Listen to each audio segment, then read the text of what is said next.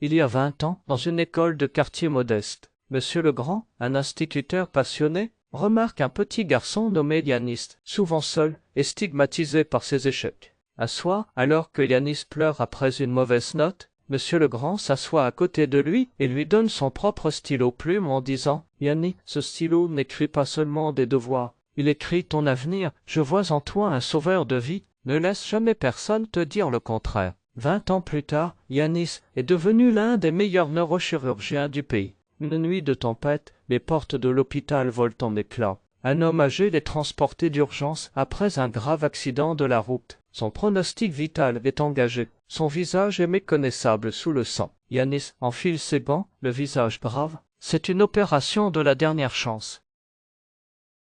En préparant le patient, Yanis remarque un objet coincé dans la poche de la veste déchirée du vieil homme. C'est un vieil étui à stylo, usé par le temps. En l'ouvrant, il reconnaît le stylo-plume qu'il avait reçu enfant. Le choc est brutal, le patient sur la table, c'est Monsieur Legrand. Ses mains tremblent d'une seconde. L'infirmière s'inquiète. « Docteur !» « On le perd !» Yanis ferme les yeux, prend une grande aspiration et murmure « Pas aujourd'hui, professeur, pas aujourd'hui !» S'ensuit une séquence chirurgicale millimétrée. Yanis déploie tout son génie. Chaque geste est une réponse aux encouragements que son maître lui donnait d'autrefois. Le combat dure des heures. Finalement, après un dernier effort, le rythme cardiaque se stabilise. Le sauveur de vie a rempli sa mission.